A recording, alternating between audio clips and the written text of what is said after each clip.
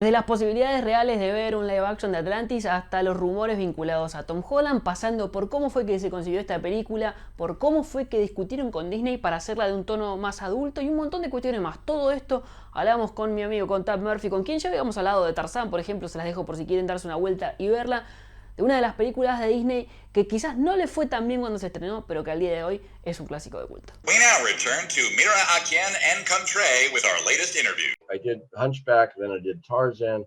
By the time Atlantis rolled around, we were, we were riding the crest of that idea of let's do something different, let's do something new and fresh.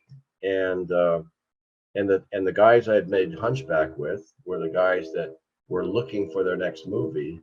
And so we all just started to talk about the movies we loved as kids, the Disney movies. And most of us, I mean, if not all of us, cited sort of those live action adventure movies from Disney. And we all decided, I think, that we wanted to do something like that.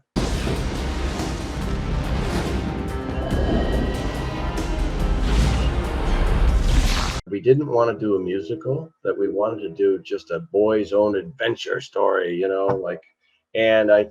we quickly realized that we loved Journey to the Center of the Earth, and we loved the idea of exploration. We loved the idea of lost civilizations. So it all sort of, we went to a lunch together, the four of us, Kirk Weiss, Gary Trousdale, and Don Hahn and myself. And we sat and drank margaritas, and over the course of that lunch, we cooked up the beginnings of what would become Atlantis. Yeah. So it was really fun. It was really fun. And those guys in particular, Kirk and Gary and Don, they had made Hunchback, and prior to that, they'd made Beauty and the Beast, right, which was nominated for an Academy Award. So those guys had a lot of cachet at the studio, a lot of trust at the studio. And when they went in and said, we want to do kind of an adventure movie without songs, they were given the green light to do it. Atlantis is waiting. I want to ask you about Pirates of the Caribbean, because I read that the first idea was like revolving around that. Is that correct? Around that game? Well, not necessarily Pirates of the Caribbean. I mean, I think you may be referring to a prologue that I had written for the main story, in which Blackbeard the pirate was out looking for the lost, for the shepherd. He had the shepherd's journal. He was looking for this lost ancient city with all this power. And in those days, very early, the idea that Milo was a direct descendant of Blackbeard. So he had this desire in his blood already to find Atlantis. But we quickly moved on from that. So it didn't, for a while we called it the Pirates of Atlantis, just because Rourke and his mercenaries were like pirates. They were coming down to steal, not to save or not to help or not to just, discover and explore. So, and then we moved on from that too. So it went through a few iterations, the prologue that was originally about Blackbeard became a prologue about Vikings in search of the Atlantis. And then we did away with the prologue altogether. Yeah, I think that's an extra material. That's extra in the extras. Yeah, exactly. Because they actually they had animated a version of the prologue I had written, and then they came in one day and they just looked around and goes, and somebody said, why don't we start the movie with Atlantis and the destruction of Atlantis? And I think, sometimes something is so obvious that you look past it, you don't even think about it. It's just so obvious that you're moving, you're trying to, we'll do Vikings, we'll do pirates. No, the movie's about Atlantis. And so I think that was the right decision, although it cost them a couple $1 million at the end of it.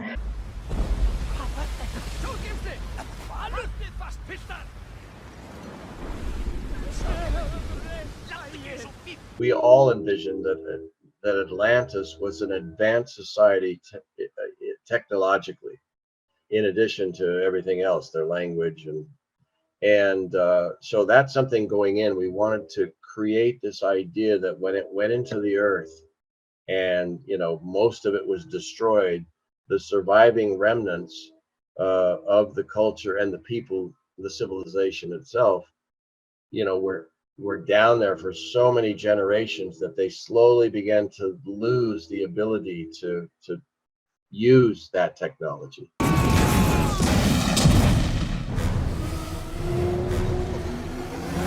So tell me about picking things to define the the Atlantis culture. Well, every department contributed to that.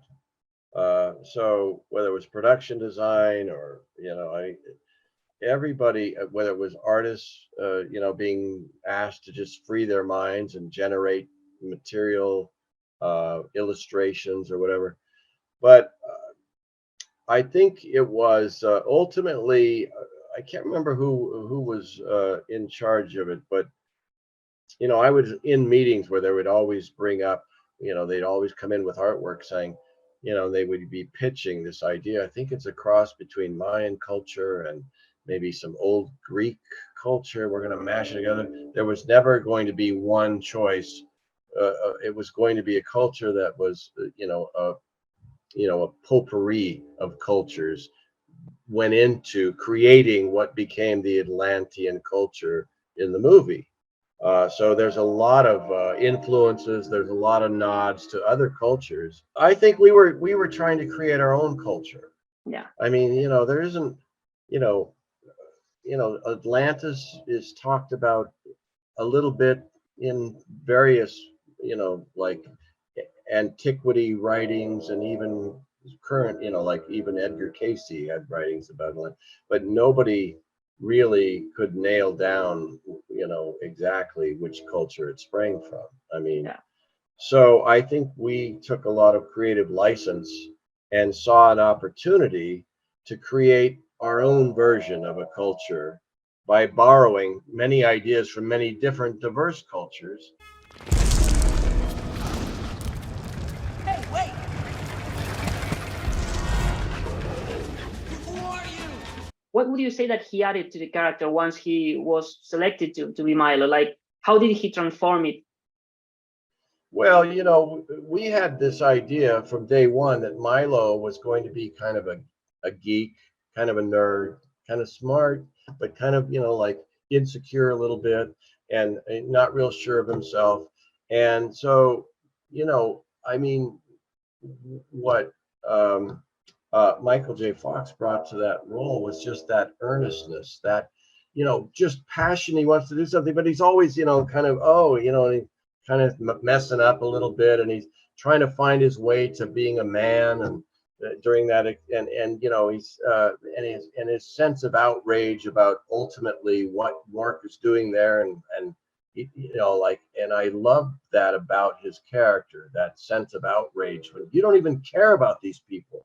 Don't you see like what you're doing, and ultimately finding it within himself to rise up and lead this rescue of somebody he'd grown to care about immensely, Princess Kida, and the people of Atlantis as well.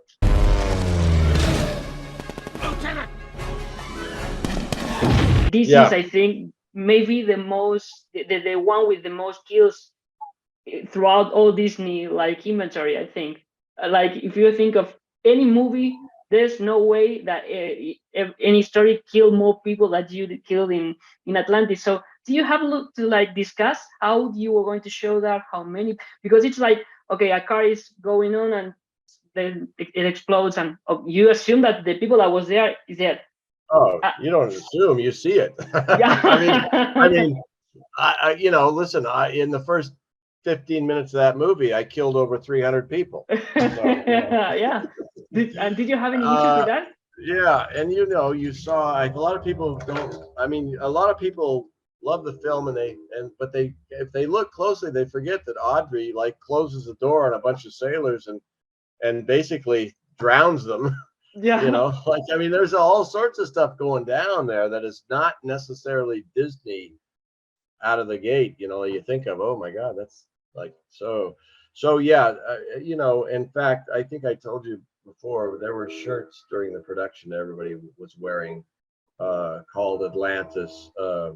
Less songs, more explosions, right? So it was a real choice, a real conscious choice to do a movie that wasn't that was going to treat thematically the story with a little bit more adult, adult interpretation.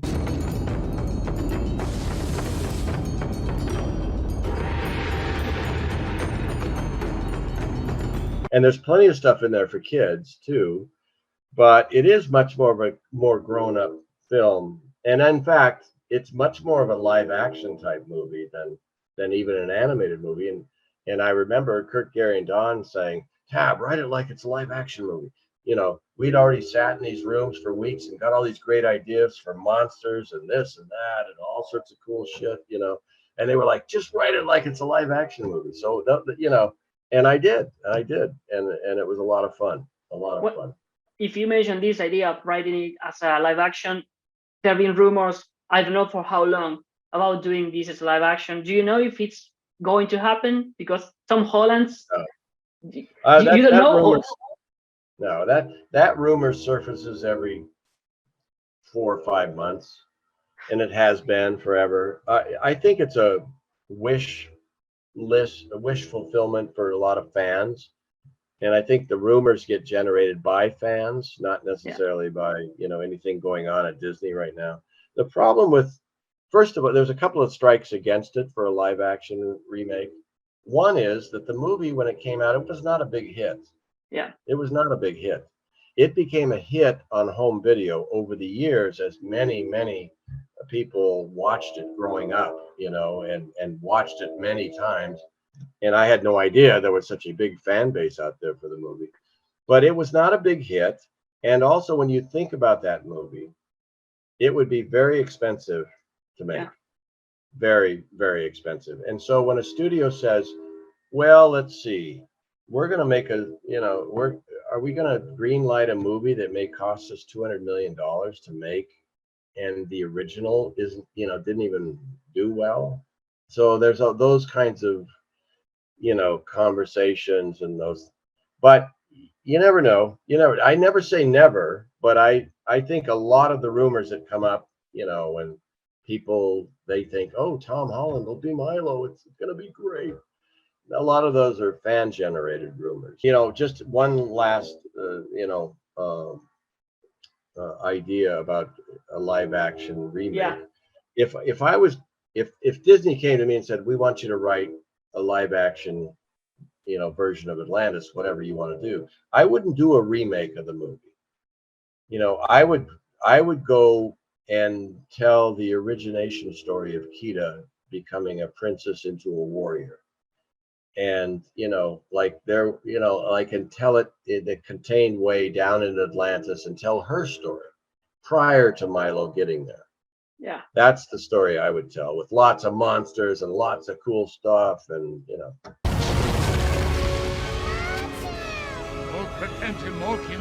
Kida